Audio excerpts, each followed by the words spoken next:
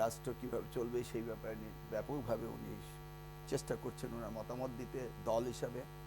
আর আলম সাহেব উনি রাজনীতিবিদও ছিলেন, আমলাও ছিলেন, ভালোই আলোচনা হবে আশা করি। রাজনীতিবিদও ছিলেন। ছাত্র জীবনে তো করেছি। হ্যাঁ হ্যাঁ। ওকে, এখন আসেন নির্বাচন কমিশন যে ইলেকশন দিতে পারবে এটা আমরা কিভাবে বুঝলাম, আর সরকার যে দিতে পারবে নির্বাচন করাতে হবে সেটা আমরা কিভাবে বুঝবো? এই দুইটি বিষয় আমাদের জন্য কনফ্লিক্ট।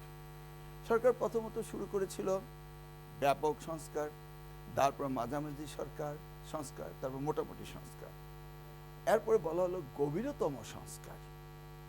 আসলো ডিসেম্বর থেকে, শুরু হলো জুন পর্যন্ত। আস্তে আস্তে সংস্কারের পথ এগিয়ে চলল, যদিও আমরা মোটা দাগের এখনো কোনো কিছু পাইনি।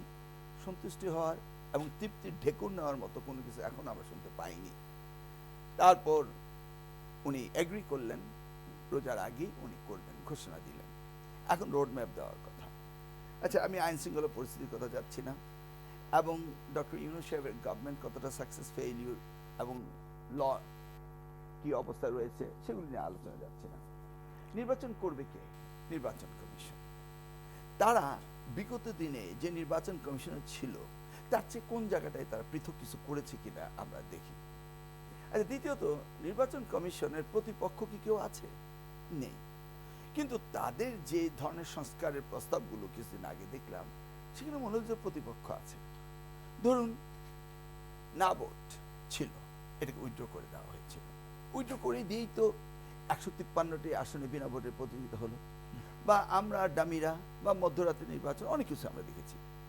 সেখান থেকে ওনারা কি শিখলেন? ওনারা শিখলেন যে না ভোট নিতে হবে, এবং না ভোটটা কোথায় দিতে হবে? যেখানে একক ক্যান্ডিডেট থাকবে, কোনো প্রতিদ্বন্দ্বী থাকবে না, সেখানে না ভোট অ্যালাউড।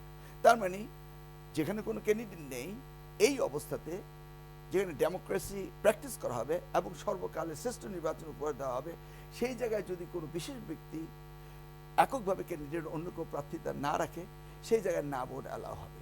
মানে 300 আসনে না ভোট হবে না।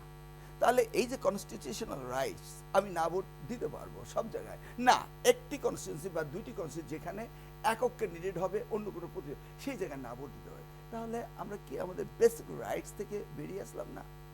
আচ্ছা, তাহলে কি বোঝাচ্ছে?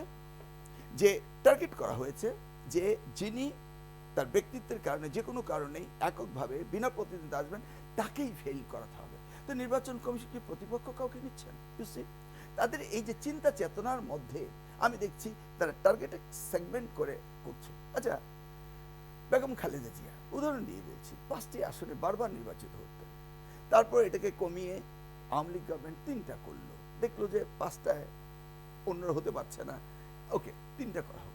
এখন এই নির্বাচন কমিশন বললেন যে না, 2টার বেশি হতে পারবে না।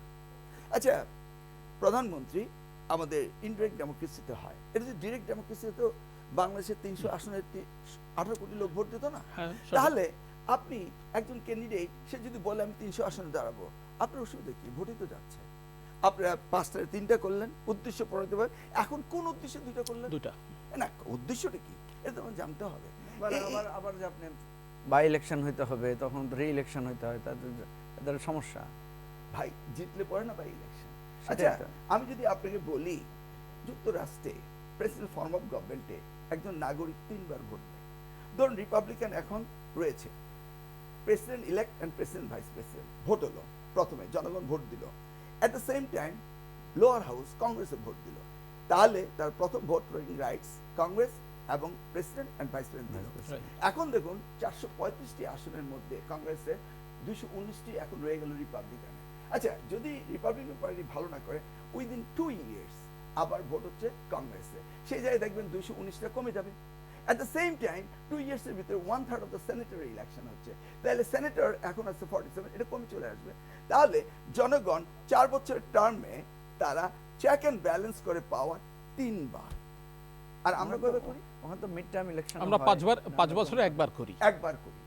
এই যে মিড টার্মটি তো বললাম, সেনেটর 6 বছরে, 1/3 সেনেটর 2 বছর পর পর হচ্ছে।